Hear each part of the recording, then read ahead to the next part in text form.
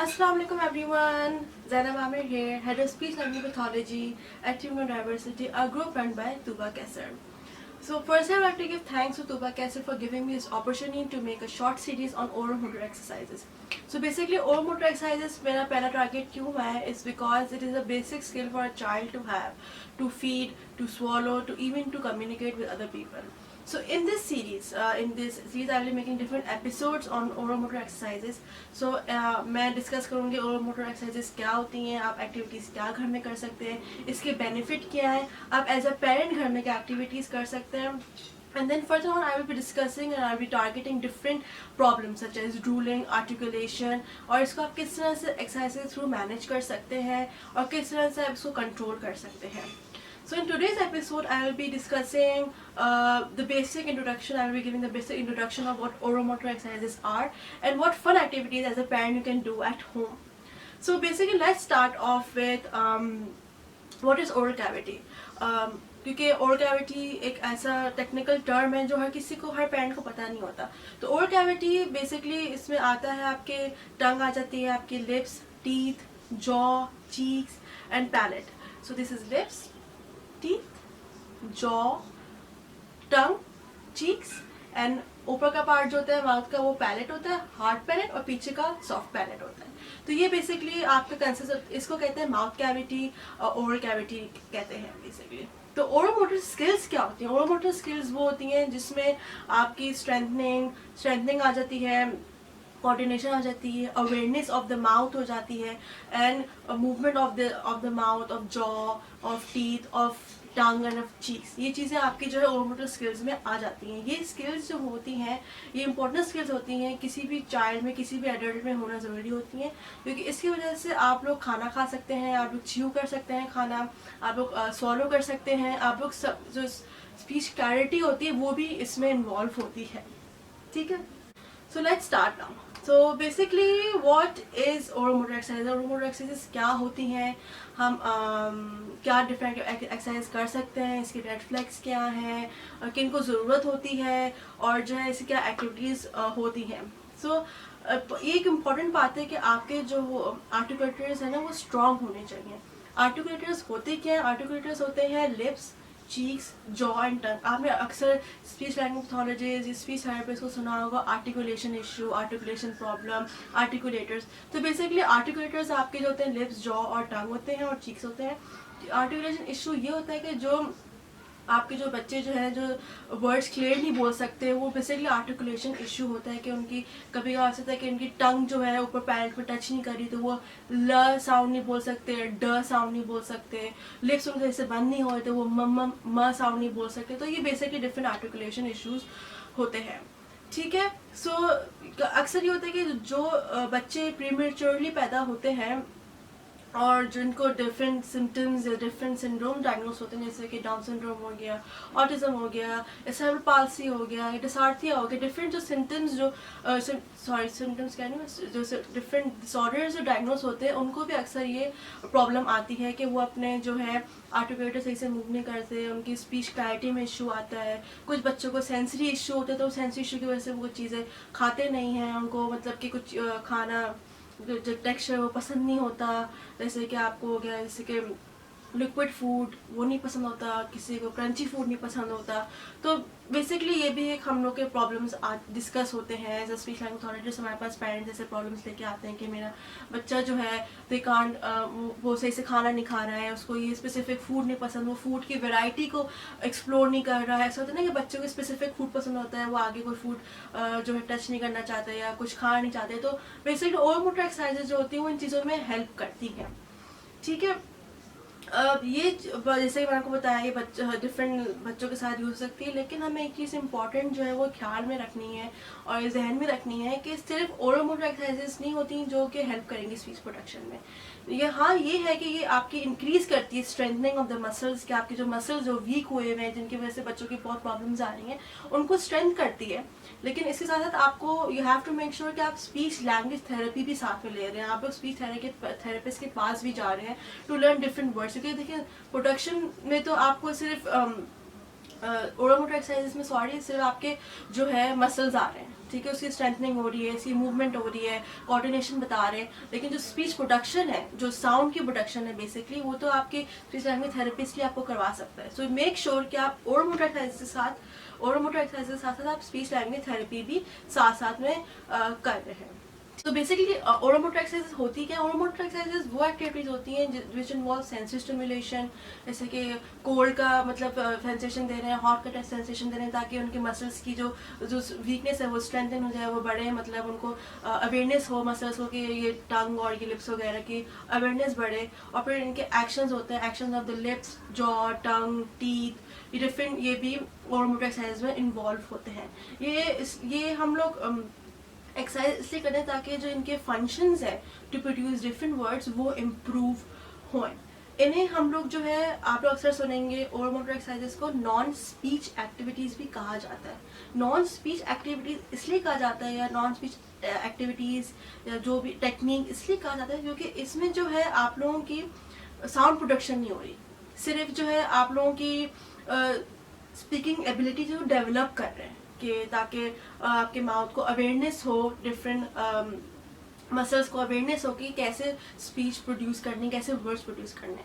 तो development of speech, development of जो sound production है वो आपको ऑब्वियसली स्पीच लैंग्वेज थेरेपिस्ट ही आपको सही से मतलब करवाएगा, आपको प्रैक्टिस करवाएगा कि साउंड को कैसे प्रोड्यूस करना है. तो ओरोमोटर एक्सरसाइजेस सिर्फ इसलिए हम लोग उनको नॉन स्पीच एक्टिविटी कहते हैं क्योंकि इनमें सिर्फ एक्सरसाइजेज आ रही हैं, इनमें हम लोग साउंड प्रोडक्शन बिल्कुल भी नहीं कर रहे हैं. सो इसमें हम लोग के पास जो एक्सरसाइज आ जाती हैं वो होती हैं स्ट्रेचिंग एक्सरसाइजेज आ जाती हैं, मसल एक्सरसाइजेज आ जाती हैं, सेंसरी स्टिमुलेशन आ जाती है, जैसे कि हॉट एंड कोल्ड का डिफरेंट टेक्सचर्स का हम लोग उनको स्टिमुलेट कर रहे हैं और उनको अवेयर कर रहे हैं.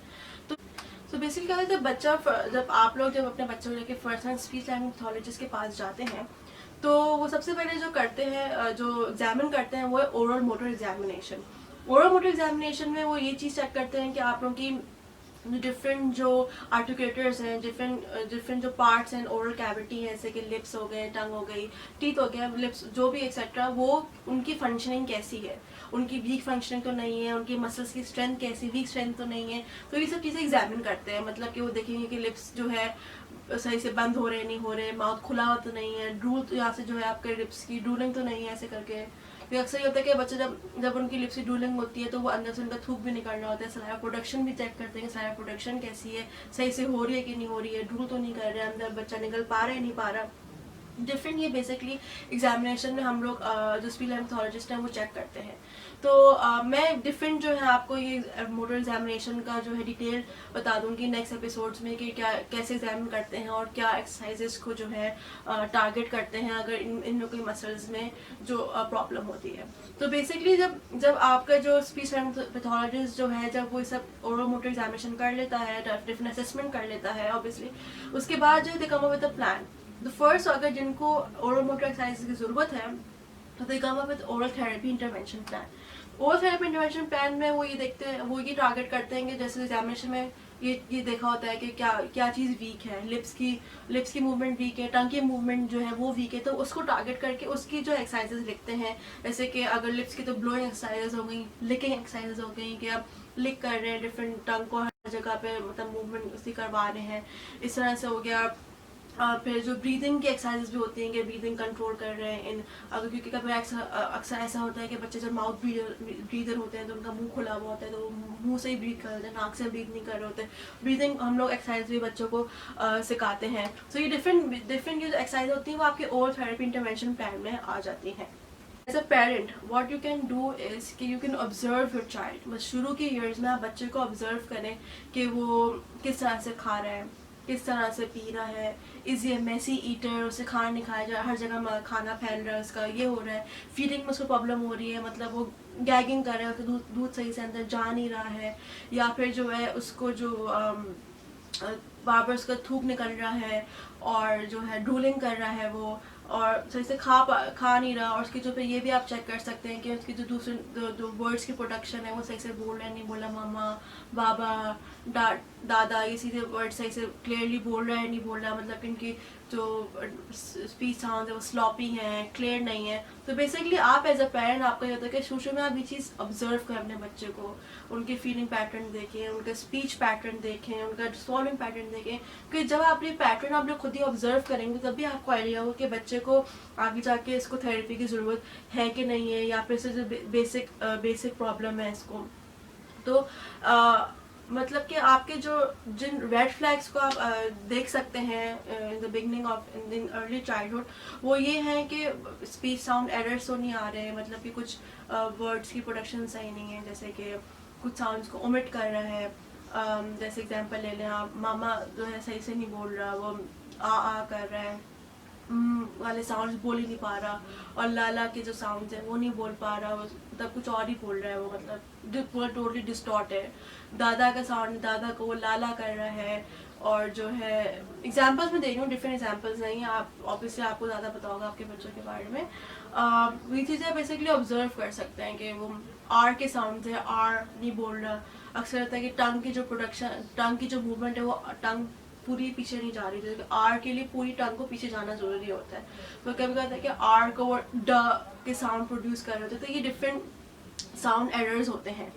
इसके अलावा जो है कि माउथ की पोजीशन कैसी है, वो खुला हुआ तो नहीं, जैसे मैंने पहले भी बताया था आपको कि कुछ बच्चे माउथ ब्रीदर होते हैं, तो वो मुंह से सांस ले रहे होते हैं, तो उनकी जो मुंह की जो पोजीशन है वो खुली रहती है ऐसे करके। तो ये भी एक प्रॉब्लम मतलब है ऑब्वियसली, क्योंकि आप जब बच्चे का मुंह बंद नहीं होगा तो उसकी मसल्स की वीकनेस हो ही जाएगी। अक्सर ये पता है कि कभी कभी बच्चों की टंग भी बाहर मतलब लटक रही होती है, tongue hangs out of the mouth. जैसे कि डाउन सिंड्रोम के जो बच्चे होते हैं उनकी टंग जो है, it is one of the physical symptom, ये होता है कि उनकी टंग जो मोटी होती है या छोटी होती है, और या फिर उनकी टंग बाहर लटक रही होती है। कभी कभार डाउन सिंड्रोम भी हो सकता है, बाकी अदर जो सिंड्रोम्स हैं उनमें भी प्रॉब्लम हो सकती है, ज़रूरी नहीं कि डाउन सिंड्रोम में ही हो। तो उसमें होता है कि अगर उनकी टंग बाहर लटकती रहेगी ऐसे करके, तो टंग भी वीक हो जाती है, क्योंकि टंग की मूवमेंट नहीं हो रही, टंग की एक्सरसाइजेस नहीं हो रही, टंग जो है डिफरेंट वर्ड्स प्रोड्यूस नहीं कर रहा, तो उसकी भी वीकनेस हो जाती है। ये एक रेड फ्लैग है। ड्रूलिंग हो रही है, ड्रूलिंग भी अक्सर बहुत होती है बच्चों को, क्योंकि उनकी सलाइवा जो प्रोडक्शन है वो सही से नहीं हो रही, उनके स्वॉलो नहीं हो रहा द सलाइवा, तो उसकी वजह से ड्रूलिंग होती है। क्योंकि ऑब्वियसली जब सलाइवा आपका प्रोड्यूस तो नॉर्मली हो रहा है, लेकिन सलाइवा अगर नीचे नहीं जा रहा तो वो ऑब्वियसली बाहर ही निकलेगा, क्योंकि उसको ओपनिंग यहीं से मिलेगी। तो ये भी होती है, एक्सेसिव सलाइवा प्रोडक्शन होती है, या सलाइवा की प्रोडक्शन होती ही नहीं है, बहुत कम होती है, मतलब मुँह ड्राई रहता है, ये भी रेड फ्लैग हो सकता है। अक्सर होता है कि आप बच्चे को खाना खिला रहे हैं, उसके खाना मुंह से बाहर निकल रहा है, ये भी रेड फ्लैग हो सकता है, क्योंकि उसकी गैग रिफ्लेक्स है, मतलब कि अंदर जा नहीं रहा, उसको उल्टी जैसा फीलिंग आ रही है कि सब कुछ खाना उल्टी जैसे बाहर निकल रहा है, अंदर नहीं जा रहा उसका खाना। उसके अलावा जो है बच्चे को सही से च्यू नहीं कर पा रहा, बाइट नहीं कर पा रहा, टीथ के मसल्स वीक हैं, क्योंकि वो च्यूइंग में ऑब्वियसली टीथ इन्वॉल्व होता है, टीथ के मसल्स इन्वॉल्व होते हैं, बाइटिंग में भी टीथ के मसल्स इन्वॉल्व होते हैं, वो भी वीक हो सकते हैं। जो टंग को है वो मतलब बाहर नहीं निकाल पा रहा, एलिवेट नहीं कर पा रहा, एलिवेट मतलब कि टंग आपके जो ऊपर वाले पैर है उसको टच नहीं कर रही है। तो इसलिए ये भी अगर नहीं होता तो इसका मतलब है कि आपके कुछ जो बच्चे हैं वो ल ड इस सारे साउंड्स प्रोड्यूस नहीं कर सकते। तो समटाइम्स ये भी होता है कि एक और ये भी रेड फ्लैग हो सकता है कि बच्चे कभी कभार सक नहीं कर सकते, जो स्ट्रॉज होते हैं उसमें सक नहीं कर सकते, लिक नहीं कर सकते, और जो है ब्लो नहीं कर सकते, ये भी एक रेड फ्लैग हो सकता है। अदर सेंसरी इश्यूज भी हो सकते हैं, बिकॉज क्योंकि देखें ये प्रॉब्लम ऐसी हैं कि जो कि सेंसरी इश्यूज भी इन्वॉल्व हो सकते हैं, क्योंकि बच्चों को क्या पता टेक्सचर कुछ खानों का नहीं पसंद, जैसे मैंने अभी पहले डिस्कस किया था, सेंसरी इशू में ये आ सकता है, तो बेसिक वीकनेस भी हो सकती है। तो डिपेंड्स कि आपके बच्चों को आप खुद ही ऑब्जर्व करें, खुद ही एक्सप्लोर करेंगे बच्चे को किस चीज़ में प्रॉब्लम आ रही है। So basically you need to remember is this के ओर मोटर एक्सरसाइजेज जो है वो जो है मसल्स की स्ट्रेंथ को इंक्रीज करती है, स्पीच प्रोडक्शन को इंक्रीज नहीं करती। तो you need to remember this, क्योंकि आपको अगर स्पीच की प्रोडक्शन चाहिए तो आपको साथ में स्पीच लैंग्वेज थेरेपी भी चाहिए होगी। And you need to remember this कि आपको इस जो भी एक्सरसाइज या जो भी आपको एक्टिविटीज दी जा रही हैं, स्पीच लैंग्वेज बता रहा है, तो you have to be consistent. अगर आप कंसिस्टेंट नहीं होंगे, आप प्रैक्टिस करते नहीं रहेंगे, तो फिर फायदा नहीं होगा। क्योंकि जैसे अगर आप जिम भी जाते हैं, जिम में भी आप मसल स्ट्रेंथनिंग करते हैं, उसमें जिम में आप हर रोज ही जा रहे होते हैं, आप डिफरेंट चीज़ों को एक्सप्लोर करते हैं, डिफरेंट इक्विपमेंट को एक्सप्लोर करते हैं, अपने रेजिस्टेंस अपने बढ़ाते हैं कि मैं ये चीज़ कर सकता हूँ, ये चीज़ नहीं कर सकता।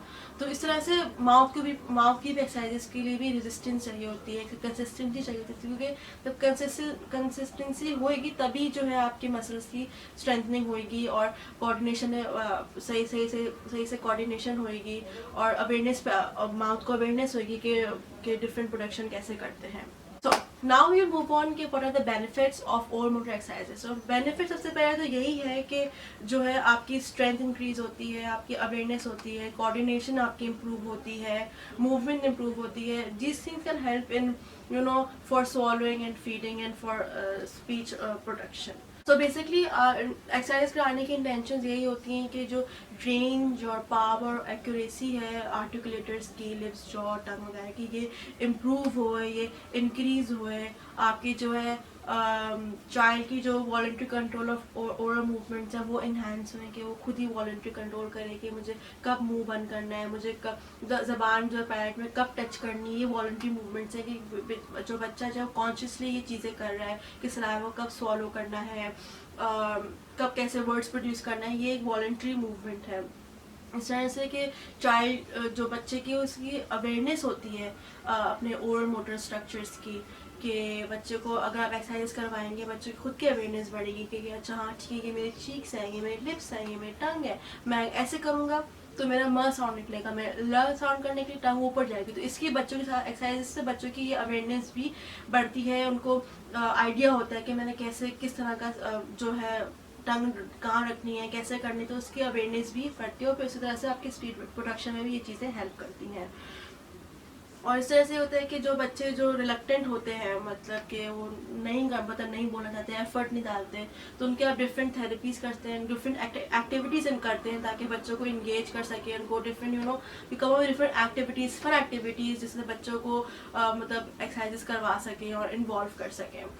सो इन बेसिकली हम जो और भी जो इसके जो बेनिफिट होते हैं वो टंग एलिवेशन होती है, लिप की स्ट्रेंथनिंग होती है, लिप की मूवमेंट होती है, जैसे कि लिप जो है टंग की मूवमेंट होती है कि आप टंग को है बाहर निकालें, यहाँ टच करें, चेन में टच करें, ऊपर लेकर जाएं, साइड में लेकर जाएं, या डिफरेंट आप ताकि बाहर भी करें फिर अंदर भी करें, ताकि टंग की मूवमेंट भी, टंग की एक्सरसाइजेस भी हों. Practicing oromotor exercises will greatly improve a child's ability to produce speech sounds, to improve their clarity, to eat better, to drink better. And the thing is कि you always, I will again remind you this कि this is मतलब कि stand alone therapy नहीं है, मतलब कि आप सिर्फ ओरल मोटर से आपका काम नहीं कर सकता. You need to have speech language therapy as a part of to improve speech clarity and to improve language production, to improve communication. So you need to remember this कि oral motor exercises साथ साथ speech language therapy ज़रूरी है. So now comes the fun part, which are different activities which I will show you, which you can do at home with your children. मतलब मैं भी इसका wait कर रही थी कि मैं कब इस पार्ट पे आऊँगी, because this is the most fun part of my whole episode. So basically first I will talk about कि एक्सरसाइजेस किस तरह की एक्सरसाइज आप कर सकते हैं, मतलब एक्सरसाइज नहीं, एक्टिविटीज़. बेसिकली ये मैं जो अभी शो करूँगी आपको, डिफरेंट चीज़ें आपने देखी होंगी मेरे यहाँ पर रखी हुई हैं, डिफरेंट एक्टिविटीज़ हैं ये जो आप घर में कर सकते हैं, जो कि ऑब्वियसली आपके जो ओरल मोटर की जो कैविटी है, उसकी जो मसल्स हैं, उनको उसकी स्ट्रेंथनिंग में हेल्प करती है. And this is basically a fun activity आप घर पर कर सकते हैं, बिकॉज थेरेपी तो बच्चा घर थेरेपी के लिए तो जा ही रहा है, एक्सरसाइज के लिए तो जा ही रहता है स्पीच लैंग्वेज पैथोलॉजिस्ट के पास. तो आप घर में बच्चे को इंगेज करने के लिए और उनको इंजॉय करने के लिए आप जो डिफरेंट एक्टिविटीज़ कर सकते हैं घर में. खुद ही बेसिक स्टफ़ है जो आप लोग घर में आपके पास होगा, वो उसको यूज़ कर सकते हैं.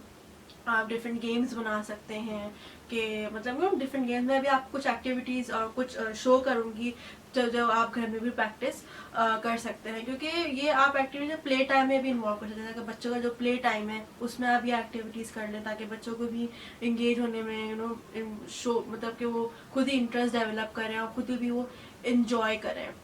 सो मैं आपको ये भी कहना चाहूँगी कि ये एक्टिविटीज़ जो हैं, ये एक्सरसाइजेज जो हैं, जो ऑब्वियसली एक्सरसाइज कुछ ऐसी होती है थेरेपिस्ट बताते हैं, वो घर में आप लोग भी कर सकते हैं. क्योंकि अक्सर ये होता है कि I will also have to remind the parents के ये नोट है, इम्पॉर्टेंट नोट है कि सारे एक्सरसाइजेज जो है आप लोग घर में प्रैक्टिस नहीं कर सकते। वो क्यों नहीं कर सकते? क्योंकि एक स्पीच थेरेपिस्ट को और एक ऑक्यूपेशनल थेरेपिस्ट को, इन दो थेरेपिस्ट को पता होता है कि कितना प्रेशर डालना है बच्चों में, किस तरह की मूवमेंट करनी है, किस तरह की एक्सरसाइजेज आप लोगों ने घर पे करनी है, मतलब वो लोगों को करनी है। तो आप लोगों को लोग बेसिक एक्सरसाइजेस बताएंगे जो आप लोग घर में प्रैक्टिस कर सकते हैं। बाकी जिसमें स्ट्रेंथनिंग आ रही है, जिसमें प्रेशर डालने की आ रही है, वो एक थेरेपिस्ट ही कर सकता है। बिकॉज उनको पता है कि कितना प्रेशर डालना है, कैसी मूवमेंट करनी है, कब रेजिस्टेंस देनी है, कब रेजिस्टेंस नहीं देनी है।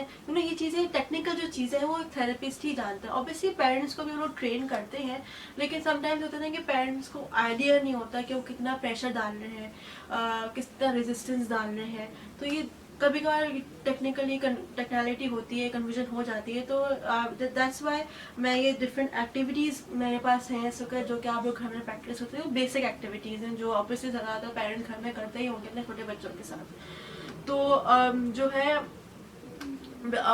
एक और चीज़ भी आपको याद रखनी है कि जब आप बच्चों के साथ न्यू एक्टिविटी शुरू कर रहे हैं तो बच्चों को पहले एक्टिविटी डिमॉन्स्ट्रेट करके दिखाएं। आप लोग दिखाएंगे कैसे एक्टिविटी करनी है, किस तरह से ब्लो करना है, किस तरह से लिक करना है, डिफरेंट आप इनको ही एक्टिविटी करके दिखाएं पहले, और उनको इंटरेस्ट उनको डेवलप करवाएं, उनको अपनी तरफ इंगेज करें ताकि वो आपके पास आएँ, मोटिवेट हों एक्टिविटी करने के लिए। डिफरेंट की चीज़ें, पसंद की चीज़ें रख लें, उनके पसंद के स्नैक्स रख लें ताकि वो और मोटिवेट होएं।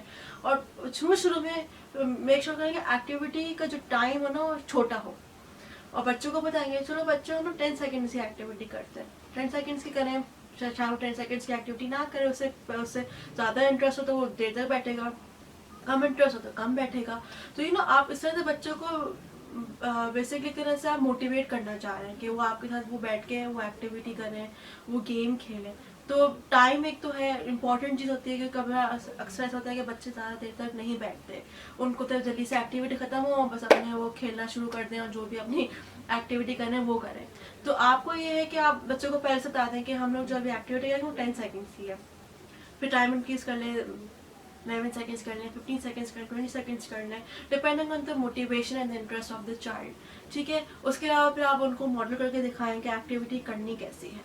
ठीक है, और ये है कि बच्चों को ना वो एक्सपीरियंस करने दें, वो इंजॉय करना है। ठीक है, बच्चे मेस क्रिएट करें, बच्चे पानी को इधर उधर फेंकें, स्प्लैश करें, खानों की चीज़ों को इधर, खाने की चीज़ तो सॉरी नहीं, बाकी चीज़ों को फेंकें, टॉयज़ को फेंकें, उनको करने दें। एक्टिविटी है, एक्टिविटी का टाइम है, उनको जैसे इंजॉय करना है, जैसे उनको वो एक्सपीरियंस करना है, जैसे उनको सेंसरी चीज़ एक्सपीरियंस करनी है। तो ना सेंसरी जो एक्सपीरियंस होता है वो भी डिफरेंट होता है कि बच्चों को चीज़ें फेंक के वो चीज़ अच्छी लगती है, उनको करने दें, उनको चीज़ में इंजॉय करने दें। आपका बस बेसिक गोल जो है, जो आपका गोल होना चाहिए एक्टिविटी के दौरान, वो बेसिकली आपका अचीव हो रहा है तो that is well and good.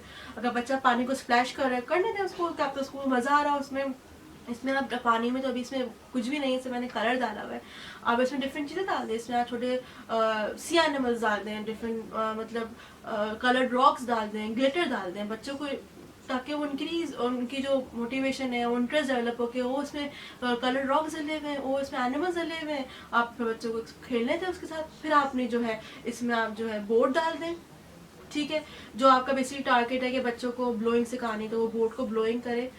ठीक है, आई एम सॉरी मेरी बोर्ड पर टिल्ट हो रही है, आई डोंट नो व्हाई। ठीक है, तो बेसिकली आप इस तरह से बोर्ड भी डाल सकते हैं, अभी मैं आपको बताऊंगी कि कैसे करना है एक्टिविटी।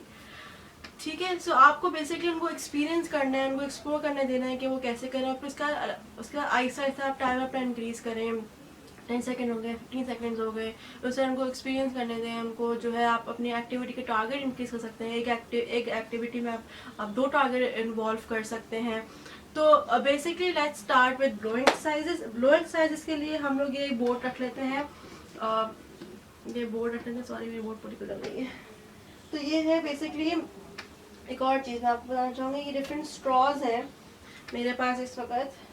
ठीक है, ये स्टील का स्ट्रॉ है, अगर के पास प्लास्टिक का स्ट्रॉ यूज़ करते हैं। तो इस तरह के स्ट्रॉज तो घर में होते ही हैं, बच्चों को ड्रिंक्स वगैरह के लिए आते रहते हैं, मैकडॉनल्ड्स आते हैं, KFC से आते हैं, यहाँ पे आप खरीद भी सकते हैं। डिफरेंट कलर्ड स्ट्रॉज होते हैं, रेड, ब्लू, ग्रीन, येलो। तो कलर से ये होता है कि बच्चों की जो मतलब वो इंटरेस्ट कर सकते हैं, कलर्ड स्ट्रॉ से खेलेंगे आज। डिफरेंट ये कर्ली स्ट्रॉज हैं, ये कर्ली स्ट्रॉ है मेरे पास एक। ठीक है, इसमें होता है कि मसल्स की स्ट्रेंथनिंग जो है वो इंक्रीज होती है, क्योंकि इसमें ज़्यादा इसको ब्लो सक करना है या ज़्यादा ब्लो करना है, ये भी कर सकते हैं। ये छोटा सा स्ट्रॉ है मेरे पास, ये भी आप यूज़ कर सकते हैं। एक ये भी एक स्ट्रॉ है, इसकी जो है विद है इसकी ज़्यादा मोटी है। इस मोटी स्ट्रॉ का फ़ायदा होता है कि आराम से बच्चा ब्लो कर सकता है। अगर बच्चा बेसिक है, अगर आप उसको बेसिक ब्लोइंग सिखा रहे हैं तो आप बेसिकली फर्स्ट अपने उसके थ्रू सिखा सकते हैं कि ऐसी ब्लो करें करके। तो आप इस तरह से आप जो है कैंडल जला लें, सॉरी, जैसे आप डिफरेंट कैंडल्स जला रहे हैं और बच्चों को पूरे सारी कैंडल्स रख के ब्लो करें, तो ब्लो बेसिकली उसको आइडिया होगा कि इससे क्या होगा कि बच्चे को इसका कॉज एंड इफेक्ट पता चलेगा। बच्चे को पता चलेगा कि जब मैं ब्लो करूँगा तो ये कैंडल बुझ जानी है। ठीक है, तो आप बेसिकली बच्चों को पहले दिखाएंगे क्या करना है। ठीक है, सॉरी, बच्चों को पहले आप ब्लो करके दिखाएं कि ब्लो करेंगे तो कैंडल बुझ जाएगी। इस तरह की डिफरेंट छोटी छोटी कैंडल्स रख लें आप, इस तरह की छोटी कैंडल लाइन करके रख लें, बच्चे के करके ब्लो करें, और ताकि उसको पता चले कि ओ कैंडल की ब्लो करने से ये बुझ जाती है। डिफरेंट हैप्पी बर्थडे का सॉन्ग लगा लेंगे, जो भी सॉन्ग लगाएं, ताकि बच्चों को भी इंटरेस्ट हो कि वो कैंडल ब्लो होगी, इस तरह से होगा। तो आप ये भी कर सकते हैं। ठीक है, उसके अलावा जो है आप जो है ये मैंने बोर्ड बनाई थी जो कि टोटली बेचारी सिंक हो गई है तो सॉरी अबाउट दैट। तो आप ये बोर्ड करा सकते हैं, आप इसको जो है ब्लो करवाएं बोर्ड को ना।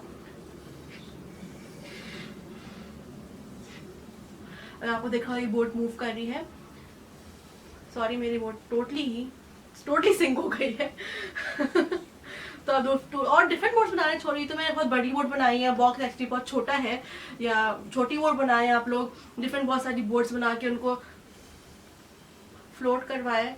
तो क्या बच्चों को बेसिकली ये क्या होगा कि बोटिंग से जो ना ये इनको आइडिया होगा कि मैं ब्लोटिंग की बेसिकली एक जो है क्या कर सकते हैं, ब्लोइंग की एक्सरसाइज हो गई, जैसे कि ब्लो बोर्ड को I hope you get idea और आई एम ट्राइंग टू से। तो आप ये करवा सकते हैं कि डिफरेंट इसमें जो है छोटी छोटी बोर्ड्स बना लें, टॉय बोर्ड भी रख सकते हैं आप इसमें, डिफरेंट जो है आप लोग एनिमल्स रख लें, सी एनिमल्स रख लें, फिशेस डाल रहे हैं, क्रैब्स डाल रहे हैं, शार्क डाल रहे हैं, छोटे छोटे एनिमल्स ही मिलते हैं उनके टॉयज़ के, वो डाल लें ताकि बच्चों को और इंटरेस्ट हो कि वो अब ये होगा, बोट इसके पास जाएगा। डिफरेंट डिफरेंट एनिमल्स यहाँ पर कॉर्नर में रख लें, और जो लंबी सी ले लें आप, एक लंबा सा जो है उतना लंबा जो है आप एक कंटेनर ले लें, उसमें पानी डालें, उसमें डिफरेंट एनिमल्स डाल दें, बोट डालें, छोटी बोट्स डाल दें और बच्चे को ब्लो करवाएं कि बच्चा, और चलो बच्चे बोट की रेसिंग करते हैं, कौन सबसे पहले बोट कॉर्नर तक जाती है, यू नो डिफरेंट इस तरह से आप इंगेजिंग एक्टिविटी कर सकते हैं। इसके अलावा जो है मैं आपको एक और भी एक्टिविटी दिखा सकती हूँ ब्लोइंग के लिए। ये तो बेसिक है ताकि बच्चों को ऑब्वियसली पानी से खेलने में मज़ा आता है, मुझे भी आता है पर्सनली, तो पानी के लिए हम ये चीज़ें इन्वॉल्व कर सकते। दूसरी हम लोग जो डाल सकते हैं, पॉम पॉम होता है, आई डोंट नो कि पॉम पॉम छोटे से गोल से जो होते हैं वो बहुत सॉफ्ट से होते हैं, वो पॉम पॉम आप यूज़ कर सकते हैं। ठीक है, पॉम पॉम आप यूज़ कर सकते हैं, उसके लिए आप डिफरेंट स्ट्रॉज ले लें। ठीक है, अब बेसिकली मेरे पास अभी ये स्ट्रॉ है, तो क्या करना है आपने, ये पैसे समझेंगे पॉम पॉम है, मैंने तो कॉटन बॉल यूज़ कर रही हूँ, अगर पॉम पॉम नहीं है तो कॉटन बॉल यूज़ करना है, घर की बेसिक चीज़ें ये घर में होती है। तो बेसिकली कॉटन बॉल को मूव करना होता है या पॉम पॉम को मूव करना होता है, तो आप start off with a small piece of pom pom, जो के लिए ऐसे करना है।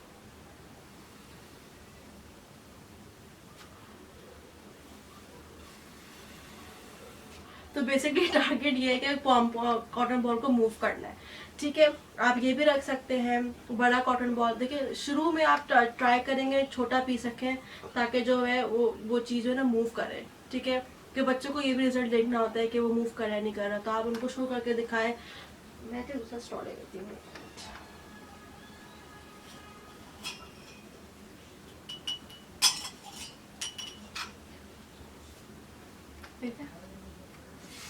ठीक है, वो एक्चुअली स्ट्रॉ की वो जो है ना ये छोटी है विथ, उसकी वजह से वो देर उसको टाइम लगा था मतलब मूव होने में। तो आप बड़े स्ट्रॉ के बड़ी विथ ले लें ताकि वो,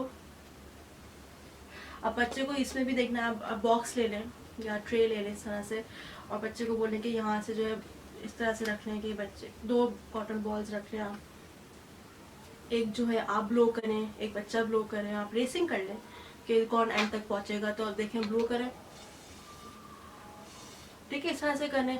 अब जोर से भी ब्लो करवा सकते हैं इसमें, जैसे कि ये ना इस तरह से, मतलब डिफरेंट आप जो है इसमें आप कॉटन बॉल दे सकते हैं, कलर्ड पॉम्पॉम्स मिलते हैं। बेसिकली पॉम्पॉम ज़्यादा भी इफेक्टिव होते हैं, ज़्यादा पॉम्पॉम भी हम लोग यूज़ करते हैं। अभी मेरे पास फिलहाल पॉम्पॉम्स नहीं थे तो मैंने कॉटन बॉल्स ले ली। कॉटन बॉल्स भी होती हैं इस चीज़ों के लिए, ठीक है। तो आप पहले छोटी से शुरू करें, फिर बड़ी बड़ी, ताकि उसका वो भी जो कि आप ज़्यादा स्ट्रेंथ बड़े वाले में ही लगेगी ज़्यादा, मतलब ग्लो करने के लिए, ठीक है। उसके अलावा जो है आप इस तरह के हमारे पास बीड्स हैं, बीड्स भी यूज़ कर सकते हैं, जैसे देखें, ठीक है। इस तरह से बीड यूज़ कर लें, ठीक है। इस तरह के बीड्स भी यूज़ कर सकते हैं। छोटी बीड्स लें, बड़ी बीड्स लें, ठीक है। ये फॉइल से मैं छोटी सी बॉल बनाई, आप इसको भी यूज़ कर सकते हैं, ठीक है। फॉइल्स को आप कलर कर लें या डिफरेंट छोटी सी तरह की बॉल्स ले लें। ये भी कर सकते हैं। ये एक रटन बॉल थी मेरे पास, वो भी मैं आपको दिखा देती हूँ, ठीक है। सो बेसिकली मेरा टारगेट ये है कि डिफरेंट ग्लोइंग एक्टिविटीज़ दिखाने का टारगेट ये है कि बच्चा जो है, देखें, ब्लोइंग तो हम किसी चीज़ से भी कर सकते हैं, ठीक है। कोई भी हम स्ट्रॉ यूज़ कर सकते हैं। तो डिफरेंट इंगेज करने के लिए बच्चों को, कि उनका इंटरेस्ट डेवलप हो ब्लोइंग में, और मतलब इस तरह से तो बच्चा जो है ना अट्रैक्ट करेगा, आपको पास बच्चा आएगा, वो डिफरेंट एक्टिविटी से अट्रैक्ट होगा, उसका अटेंशन ग्रैब होगी, वो आएगा आपके पास। इसके अलावा अगर बच्चे की अच्छी, वो आपको वोकैबुलरी इंक्रीज करनी है, तो आप ब्लोइंग सिखाते हैं बच्चे को। Blow is a verb, is an action. तो आप ब्लो करें, आप बच्चे को बोले ब्लो, बच्चा ब्लो बोले, आप ब्लो करें, ठीक है। ये एक बच्चे के साथ, इसके साथ वोकैबुलरी के साथ साथ इसकी एक्सरसाइजेस भी हो रही हैं, और डिफरेंट जो है ये कर सकते हैं। Big ball, small ball, ball ball, cotton ball, cotton, foil, जो भी बच्चे की जिस तरह के हिसाब से वोकैबुलरी है वो यूज़ कर सकते हैं। स्ट्रॉ के कलर्स बता सकते हैं, ब्लैक, वाइट स्ट्रॉ, और जगह आप colour straw, red straw, no, इस तरह के डिफरेंट आप लोग ये भी कर सकते हैं, ठीक है। तो बेसिकली ब्लोइंग बबल्स का, ब्लोइंग का जो कॉन्सेप्ट है वो सिखाने का, वो ये है कि बच्चों की जो कोऑर्डिनेशन ऑफ लिप्स है और जॉ है वो बेहतर होए, क्योंकि देखिए ना इसमें लिप्स की मूवमेंट आ रही है, इस तरह से लिप्स बंद हो रहे हैं और लिप्स को वो प्रेस कर रहा है स्ट्रॉ। ब्लो कर रहा है तो उसकी चीक्स की आ रही है, देखिए मेरी चीक्स देखिएगा आप लोग, ठीक है। मेरे चिक्स ब्लो हुए, मेरे चिक्स मोटे हुए, ठीक है। ये भी एक से एक्सरसाइज हो रही है, इस तरह भी हो रही है। पर्सिंग ऑफ लिप्स हो रही है, लिप्स की मूवमेंट हो रही है, मुंह जो खुला हुआ होता है बच्चों का, तो अगर आपको चीज़ डालेंगे यहाँ पर तो बच्चे ऑब्वियसली ऑटोमेटिकली तो नहीं करेंगे, लेकिन एक मसल्स को अवेयरनेस होगी कि हाँ लिप्स बंद करने हैं। अगर मुंह खुला हुआ है तो बच्चों को हेल्प कर सकते हैं, हल्की से टच करें, प्रॉम्प्ट करें कि बंद करें, बंद करा उन्होंने, फिर ब्लो कराया, फिर डिफरेंट बेसिक स्टफ है बच्चों में। आपने मेक श्योर आपने बच्चों में प्रेशर बिल्कुल नहीं डालना। अगर बच्चे का इंटरेस्ट है तो करें, नहीं है तो आप कोई और एक्टिविटी कर लें। There are thousand of activities you can do, आप वो सब कर सकते हैं। अगर बच्चे को लिप्स बंद करवा रहे हैं तो उसकी चॉकलेट यहाँ लगा दें, जैसे अक्सर बच्चों को चॉकलेट पसंद होती है, या हनी या पीनट बटर या जैम है वो लगा दें, ताकि बच्चे टच करें, लिप्स को टच करें, बंद करें लिप्स को, स्ट्रॉ के ऊपर लगा दें ताकि बच्चे स्ट्रॉ को टच करें। ऑब्वियसली बच्चे स्ट्रॉ को चूसना शुरू कर देंगे कि इसमें जो है मतलब वो चॉकलेट लगी हुई है, लेकिन ये भी अच्छी एक्टिविटी है। आप चॉकलेट को लगा दें या जैम को लगा दें, जो भी बच्चे का जो भी उसको पसंद है। ऑब्वियसली इट्स नॉट लाइक आप अज्यूम नहीं कर सकते कि बच्चे को हनी पसंद है, जैसे कि पर्सनली स्पीकिंग मुझे हनी का टेस्ट नहीं अच्छा लगता, तो I would rather use chocolate. तो ये भी आपने बच्चों को एक्सप्लोर करना है कि व्हाट अ चाइल्ड लाइक्स। तो इससे बेसिकली होता है कि लिप्स की मूवमेंट होगी, लिप्स के मसल्स जो हैं वो स्ट्रेंथ होंगे, एयर फ्लो बढ़ेगा बच्चे का, ठीक है। इससे पे जो साउंड की जो प्रोडक्शन है, जो कि बब्बा, मम्मा, पापा, ये वाली साउंड की प्रोडक्शन जो है इसकी इंक्रीज होगी। इट विल हेल्प इन दो साउंड प्रोडक्शन, ठीक है। क्योंकि जब बच्चा बेसिक एक्सरसाइजेस करेगा ये वाले, तो उसका जब लिप्स की बंद होगा तो तभी वो जो है ये वाले जो साउंड है, बायलेबियल साउंड जिन्हें कहते हैं, वो प्रोड्यूस कर सकेगा। तो बेसिकली जो ब्लोइंग है वो strength, blowing bubble basically strengths the muscles of lips and improves breath control, ठीक है। हमारी ये ब्लोइंग एक्टिविटी हो गई। इसके अलावा आप जो है डिफरेंट स्ट्रॉज में डिफरेंट जो है ड्रिंक डाल लें, उसमें सकिंग की स्मोक के साथ कर रहा है, सॉरी डिफरेंट ड्रिंक्स बना दें। उसमें जो है आप लोग मोटे स्ट्रॉ ले लें, पतले स्ट्रॉ ले लें, कर्ली स्ट्रॉज ले लें। हाँ सॉरी, मैं आपको कर्ली स्ट्रॉज को बताना चाह रही थी। कर्ली स्ट्रॉज हम लोग इसलिए यूज़ करते हैं क्योंकि जो इसमें जो है एक्स्ट्रा वर्क लगता है सक करने में, क्योंकि देखें ना ये पूरा एक पूरा एक ये जो है राउंड बना हुआ सा है, तो इसमें जो है एक्स्ट्रा मसल्स लग रहे हैं, इसमें एक्स्ट्रा स्ट्रेंथ लग रही है टू सक और टू ब्लो। ठीक है, तो ये बेसिकली इसमें जो है आप सकिंग के लिए आप डिफरेंट कंसिस्टेंसी के ऑफ ड्रिंक्स यूज़ कर सकते हैं, ऑफ आइटम यूज़ करते हैं, जैसे कि आपका योगर्ट हो गया, स्मूदीज़ हो गई, मिल्क शेक्स हो गए, banana milk shake, mango milk shake, strawberry milk shake, जो भी बच्चे को पसंद है आप वो बच्चे को डाल सकते हैं। जूसेस बना सकते हैं, जूसेस तो बेसिकली लिक्विड है, तो वो तो आराम से सक हो जाता है, लेकिन कभी कभार बच्चों से नहीं होता है वो भी, क्योंकि उनको दे डोंट नो कि उनको डर भी लगता है बच्चों का एक तरह से, कि आप बच्चों को तसल्ली देंगे, नहीं कुछ नहीं होगा, आराम से सक करो, मैं भी कर रही हूँ, आप भी करोगे ना। मेक इट इंगेजिंग और बताएं बच्चे को क्या कर रहा है, सकिंग कर रहा है, सकिंग स्ट्रॉ, डिफरेंट आप इसमें वोकैबुलरी भी आपकी इसमें आ सकती है। तो आप डिफरेंट जो है ये भी यूज़ कर सकते हैं, बलून ब्लोइंग भी कर सकते हैं बच्चों के साथ। ठीक है, उसके अलावा जो है अब ये होता है पार्टी, आई डोंट नो उसको पार्टी विसल ब्लोअर कहते हैं आई गेस, ये भी कर सकते हैं। जैसे ये बच्चों के ये भी इंगेजिंग है, क्योंकि बच्चों को आवाज़ कभी बच्चों को लाउड नॉइज़ अच्छी लगती हैं, तो आप ये भी ले सकते हैं और बच्चों को बोलेंगे जैसे ब्लो करो, ब्लो करने से मजा आएगा, क्योंकि ऑब्वियसली ब्लो हो रहा है पूरा, ये पूरा राउंड होके जा रहा है, तो ये भी अट्रैक्टिव सी एक्टिविटी है जो बच्चों के साथ कर सकते हैं। सो बेसिकली मैंने आपको ब्लोइंग एक्टिविटी में डिफरेंट एक्टिविटी जैसे कि ब्लोइंग बोट हो गए, ब्लोइंग बबल्स हो गए, ब्लोइंग बॉल्स हो गई, यहाँ पे डिफरेंट बॉल्स में ब्लो कर रही हैं। आप डिफरेंट टाइप ऑफ बॉल ले सकते हैं, फॉइल की बड़ी बॉल भी ले सकते हैं, छोटी बॉल भी ले सकते हैं, डिफरेंट आप लोग बेसिकली एंगेजिंग एक्टिविटी करनी है। और हाँ, मैं आपको ब्लोइंग बबल्स दिखाना भूल गई। बेसिकली इसमें कोई सोप डाल रहे हैं और बच्चों को बोल रहे हैं कि ब्लो करें, तो वो ब्लो करें, आप भी उनके साथ ब्लो करें, इस तरह के बबल्स बनेंगे, बच्चे खुश होंगे बबल्स से, बच्चों को पॉप करवा सकते हैं, different blowing basically blowing bubbles in very fun and engaging activities. आप दूसरे बबल्स भी ले सकते हैं जो कि ब्लो करें, तो आपके हर जगह बबल्स ब्लो होते हैं और पॉप करवा सकते हैं बच्चों से, क्योंकि बेसिकली डिफरेंट ब्लोइंग एक्टिविटीज़ हैं। उसके अलावा जो है आप आप बच्चों नेक्स्ट एक्टिविटी आप ये कर सकते हैं कि जो है चॉकलेट जो है, अगर आप बच्चों को पसंद है तो आप चॉकलेट डिफरेंट जगहों पे लगा सकते हैं, ताकि बच्चों की जो टंग की मूवमेंट है वो जो है इम्प्रूव हो। जैसे आपने चॉकलेट यहाँ लगा दी, बच्चा अपनी टंग यहाँ मूव करे, ऐसे करके चॉकलेट यहाँ लगा दी, बच्चे टंग की मूवमेंट अपवर्ड एंड बाहर करें, ऐसे करके यहाँ अंदर भी लगा सकते हैं। कॉटन बेसिकली कॉटन बड लेके बच्चों को अंदर से चॉकलेट चीक पे लगाएं, इस चीक पे लगाएं, ऊपर लगाएं, यहाँ नीचे, अंदर की साइड पे, अंदर बाहर की साइड पे लगाएं, अंदर ऊपर लगाएं, अंदर नीचे लगाएं, ताकि बच्चों की टंग की मूवमेंट हो। क्योंकि जो चॉकलेट और हनी या फिर जैम ऐसी चीज़ें जो बच्चों को इंटरेस्ट मतलब आता है इसमें और बच्चों को अच्छी भी लगती हैं, तो अब इससे होता है कि बच्चों की टंग की मूवमेंट भी ना इंक्रीज होती है, टंग को अवेयरनेस होती है कि टंग को कहाँ टच करना है, मसल्स की स्ट्रेंथनिंग होती है कि मसल देखिए पूरा बाहर तक, टंग बाहर तक आ रहा है, ऐसे करके बाहर ऊपर तक जा रहा है, ऐसे करके ना डिफरेंट जो है बच्चों इसमें टंग की मूवमेंट हो रही है। तो ये बेसिकली ये भी आप लोग कर सकते हैं।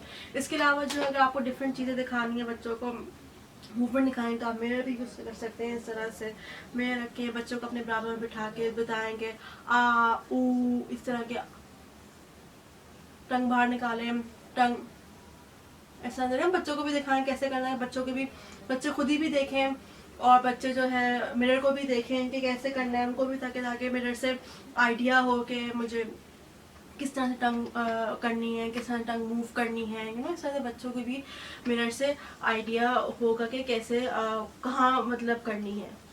ठीक है, जैसे फन आप जो है फिर इस तरह से आप जो है फन बनाने के लिए आप सिली फेसेस बनाए बच्चों के साथ, आ ऊ ई डिफरेंट सिली फेसेस बनाए बच्चों के साथ, टंग बाहर निकाले, ई डिफरेंट आप बच्चों को इंगेजिंग करें, ताकि बच्चे भी ना मतलब कि बेसिकली टारगेट यही है, गोल ये कि बच्चों को मजा आए इन चीज़ों करने में, क्योंकि एक्सरसाइज कभी कभी बोरिंग हो जाती हैं।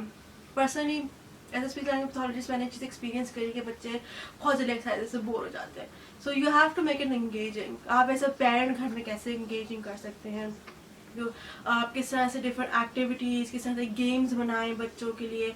आप जो है पेपर में जो है डिफरेंट फेसेस बना रहे हैं, जैसे कि स्माइली फेस, स्माइली फेस का पेपर आया, बहुत सारे पेपर्स ले, उसमें एक में स्माइली फेस बनाया, एक में सैड फेस बनाया, एक में एंग्री फेस बनाए, एक में सिली फेस बनाया कि टंग बाहर निकल रही है, एक में कोई भी रैंडम सा फेस बनाए, ठीक है। वो सारे फेसेस का चिट्स बना के एक बाउल में रख लें, बाउल में रखना, बाउल को हिलाए, बच्चा पेपर उठाए, जो भी फेस आए आप लोग साथ मिलकर फेस बनाए, इस तरह से डिफरेंट एक्टिविटीज़ आप बना सकते हैं। बच्चे को भी आइडिया हो किस तरह के फेस बनाने चाहिए और किस तरह से मतलब कि माउथ की मूवमेंट करनी है, फेस की कैसे मूवमेंट करनी है, ठीक है। इसके अलावा जो है जो लिकिंग का मैंने आपको बताया था कि लिकिंग करने का कि चॉकलेट ऊपर लगाएं या साइड में लगाएं, या फिर जो है आप या अंदर या चिन पे लगाएं, कहीं भी लगाएं। तो लिकिंग का बेसिकली जो पर्पस होता है वो ये होता है कि बच्चों की जो टंग की एलिवेशन है, टंग की मूवमेंट है वो इंक्रीज होए, टंग की मसल स्ट्रेंथनिंग होए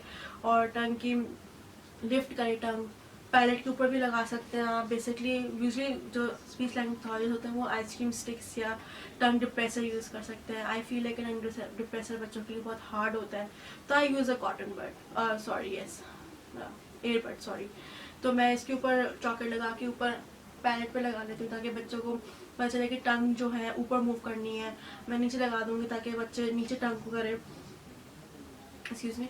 तो जो है इस तरह से आप डिफरेंट यूज़ कर सकते हैं। टंग बेसिकली एयरबड यूज़ करने का रीज़न ये है क्योंकि ये सॉफ्ट होता है and I feel like tongue depressor is a bit hard. Tongue depressor आप तब यूज़ करते हैं जब आप बच्चों को रेजिस्टेंस सिखा रहे हैं कि आप जो है यहाँ सामने रखें टंग डिप्रेसर को और बच्चों को बोलेंगे टंग डिप्रेसर को टंग के थ्रू मूव करें, प्रेस करें।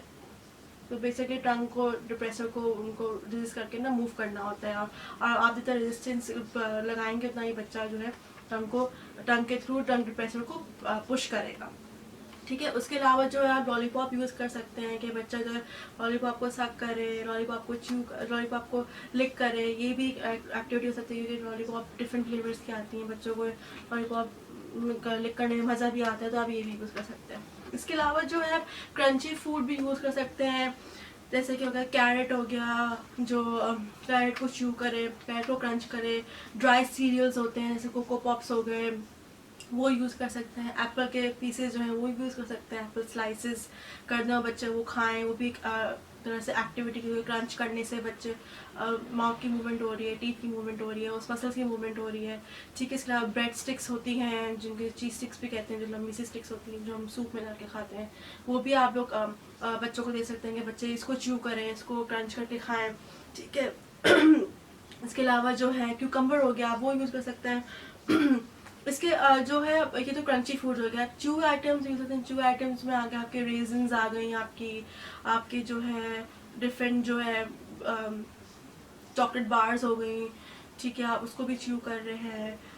ग्रेप्स हो गया, ग्रेप्स को भी कर सकते हैं। अगर बच्चा आपका बड़ा बच्चा है, एडल्ट है, तो मतलब उनको इतनी समझ है तो आप डिफरेंट गम्स भी यूज़ कर सकते हैं। बच्चों को गम दें, गम खाने के लिए दिए बच्चों को, अब बच्चे च्यू करें, आप उसको च्यू करें। तो च्यूइंग से basically chewing is a very good exercise, क्योंकि आप जब बच्चों को च्यूइंगम देते हैं तो बच्चों को अवेयरनेस होती है कि उनके मुंह में च्यूइंगम है, कि obviously can't swallow the gum, ठीक है। वो भी बच्चों को आइडिया हो, उनके अवेयरनेस हो कि इनके मुंह में कुछ चीज़ है, इनको च्यू करनी है, इसकी जो फ्लेवर प्रोड्यूसर है वो स्वॉलो करना है।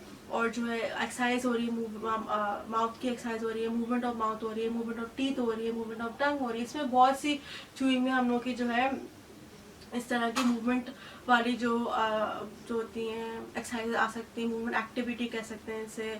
और फिर इस तरह के बच्चे की स्ट्रेंथ, जॉ की जो स्ट्रेंथ है वो भी इंक्रीज होती है, क्योंकि ऑब्वियस अगर जितनी च्यूइंगम हार्ड होती है तो च्यूइंगम को च्यू करने में, बाइट करने में बहुत स्ट्रेंथ ज़रूरत होती है। तो आप ये भी एक एक्टिविटी यूज़ कर सकते हैं। सो बेसिकली रीज़न ये है कि डिफरेंट एक्टिविटीज़ जो हैं वो हो गई, ब्लोइंग की हो गई, लिकिंग की हो गई, चूइंग की हो गई, क्रंची आइटम्स की हो गई। तो आप जो है यू के कम अप डिफरेंट एक्टिविटीज़। आप लोग नेट में जा सकते हैं, नेट में जाके आप डिफरेंट एक्टिविटीज़ सर्च करें अपने बच्चों के हिसाब से, बच्चों के लेवल के हिसाब से। प्लीज़ मेक श्योर कि आपके बच्चे जो है उसको इतनी आइडिया है, इतना समझ है कि ये एक्टिविटी कैसे करनी है। अगर बेसिक बच्चे तो आप उसको बेसिक चीज़ें करवाएं, तो ज़रूरी नहीं कि आप हर एक्टिविटी करवाएं, हर एक्सरसाइज करवाएं obviously you have to consult with your speech therapist. बच्चे के स्पीच थेरेपिस्ट से कंसल्ट करने के उनको क्या एक्टिविटीज़ रिकमेंड करते हैं, आप मुझसे डिस्कस कर सकते हैं. आपको बोल सकते हैं कि मैंने ये एक्टिविटीज़ सोची है, फन एक्टिविटीज़, मैं अगर ये कर लूँ घर में बच्चों के साथ, तो वो उनका क्या रिकमेंडेशन है, वो ऑब्वियसली वो भी आपको रिकमेंड करेंगे आप क्या एक्टिविटीज़ कर सकते हैं क्या नहीं कर सकते. बच्चों के लेवल की जो मैं बात कर रही थी वो ये है कि बच्चों को समझ आए कि what they have to do and how they have to do the activity. And for obviously you have to model it for them. They don't know how to do it, so you have to show how to do it and you have to do it with them, ताकि आप दोनों मिलकर activity करें तो वो engaging होगी, आप लोगों की बॉन्डिंग भी इससे इंक्रीज होगी कि बच्चा देखेगा पेरेंट मेरे साथ बैठा हुआ है, मेरे साथ एक्टिविटी कर रहा है. आप जो है ऐसे फैमिली एक्टिविटी कर लें. क्रंचिंग ऑफ फूड जो है, मतलब क्रंची फूड खाने के आप साथ मिलकर करें. आप एक टाइम रख लें, स्नैक टाइम, उसमें स्नैक में डिफरेंट आइटम्स रख लें, साथ मिलकर टेबल पे बैठ के खाएं या टीवी लाउंज में बैठ के खाएं. सब बच्चे बैठ के खा रहे हैं, पेरेंट्स बैठ के खा रहे हैं ना, एक एंगेजिंग फैमिली एंगेजिंग एक्टिविटी हो गई. सब मिलकर एंगेज कर रहे हैं, आप बच्चों से बात पूछें कि वो क्या खा रहे हैं, बच्चों को बताएं क्या खा रहे हैं. डिफरेंट आप इस तरह से बॉन्ड इंक्रीज कर सकते हैं, उनके वोकैबुलरी इंक्रीज कर सकते हैं, कम्युनिकेशन इंक्रीज कर सकते हैं, कन्वर्सेशन इंक्रीज हो रही है. There is lot of things you can do, क्योंकि एक एक्टिविटी कराने का मकसद है कि बहुत सारी आप obviously can think of lot of goals.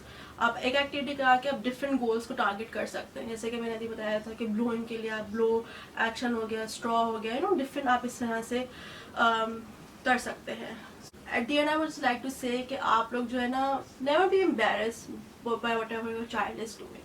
ठीक है, आप बेसिकली बच्चे का बिहेवियर अंडरस्टैंड कर रहे हैं कि वो ऐसा क्यों कर रहा है, अगर वो स्पिट कर रहा है तो वो क्यों कर रहा है, तो सेंसिटिव इशू तो नहीं है या बिहेवियर इशू है. You need to figure this out, because as a parent only you can tell के बच्चा ऐसा क्यों कर रहा है. ऑब्वियसली बिकॉज आप ही ज़्यादा बच्चों को ऑब्जर्व कर रहे होते हैं और आपको ज़्यादा ही आइडिया होता है कि बच्चों को कैसे बिहेव क्यों बिहेव ऐसा कर रहे हैं और क्या रीज़न उनका बिहेव करने का.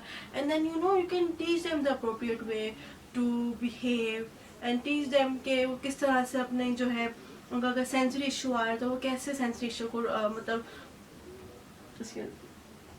सेंसरी इशू कैसे वो जो है टारगेट करें. अगर उनका टैक्टाइल का इशू आ रहा है, मतलब कि उनको कुछ चीज़ें नहीं पसंद आ रही, उनको चीज़ों का टच का मुंह में टच नहीं, उनका अच्छा टेक्सचर अच्छा नहीं लग रहा, तो वो आप देख सकते हैं. सो आई विल जस्ट से कि never be embarrassed, just seek out कि वो ऐसा क्यों कर रहे हैं.